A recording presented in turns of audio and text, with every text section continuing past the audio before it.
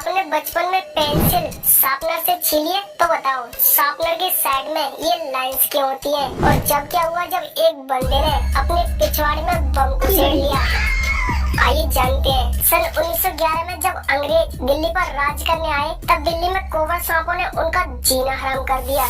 अंग्रेजों ने कोबराओं से परेशान होकर इंडियन लोगों को आदेश दिया कि हाँ भाई, जो बंदा जितने कोबरा सांपों को मारकर लाएगा उसे उतना ही ज्यादा और तगड़ा वाला इनाम मिलेगा। फिर हमारे हिंदुस्तानियों ने लालच के चलते ढूंढ ढूंढ कर सांपों को मारना स्टार्ट कर दिया। और जैसे ही अंग्रेजों को लगा कि भाई अब सांपों की संख्या अब कंट्रोल हो गई है, वैसे ही उन्होंने सांपों को मारने पर रोक लगा दिया। लेकिन फिर अचानक कोबराओं की संख्या हद से ज्यादा बढ़ने लगी।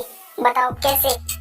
इसके पीछे जब ऑफिसरों ने जांच पड़ताल कराई तब पता चला कि जब ये अंग्रेजों लोगों ने सांपों को ढूंढ ढूंढ कर मारने का आदेश दिया था, तभी से कुछ हिंदुस्तानियों ने सांपों को पालना स्टार्ट कर दिया था ताकि उन्हें जल्दी जल्दी पाल पोस कर ब्रिटिश लोगों से इनाम ले सके। और जब ये सांपों को मारने वाली स्कीम अंग्रेजों ने बंद कर दी तब इंडियंस ने सोचा कि भाई अब इन सांपों को पाल कर क्या होगा। और इन्होंने अब तक जितने सांपों को पाल रखा था उन्होंने एक साथ सभी सांपों को रिलीज कर दिया, जिससे दिल्ली में एक साथ इतने सांपों की आबादी बढ़ गई।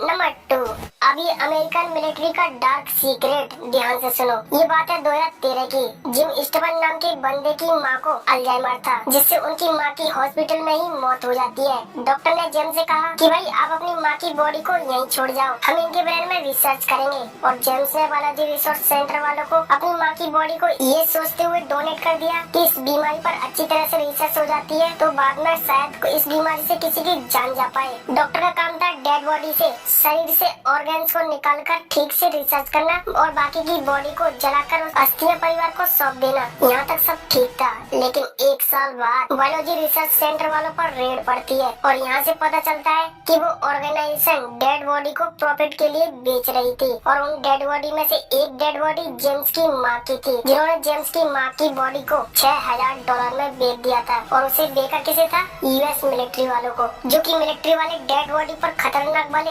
एक्सपेरिमेंट करते हैं। पता चला कि जेम्स की माँ की बॉडी के साथ कुर्सी पर बैठा कर बम से उड़ा दिया गया था, ये टेस्ट करने के लिए कि जब दुश्मन किसी इंसान पर बम से अटैक करता है तब इंसान का क्या हाल होता है। जब ये बात जेम्स और बाकी लोगों को पता चली तब उन्होंने बायोलॉजी रिसर्च सेंटर वालों पर केस ठोक दिया और बाद में बायोलॉजी रिसर्च सेंटर वालों ने $58 मिलियन का मुआवजा सभी को दिया और सेंटर पर ताला पड़ा वो अलग। देख रहे हो, फ्रॉडगिरी सिर्फ अपनी कंट्री में नहीं बल्कि थोड़ी थोड़ी अमेरिका इन देशों में भी चल रही है। नंबर 3, फ्रांस में रहने वाले 88 साल के चाचा ने वर्ल्ड वॉर में मिले 8 इंच लंबे और 2 इंच चौड़े एक बम को अपने छोटे से पिछवाड़े में इतनी बड़ी चीज डाल दी। और जब पता चला कि वो खेल खेल में बम ज्यादा अंदर घुस चुका है तब चाचा भागे भागे हॉस्पिटल गए और डॉक्टर ने बड़ी मुश्किल से उस बम को बड़ी मुश्किल से चाचा के एनस से निकाल दिया। वो तो अच्छा हुआ कि चाचा के पिछवाड़े में ये बम नहीं फटा, नहीं तो चाचा का क्या क्या पत्थर हाथ में आ जाता।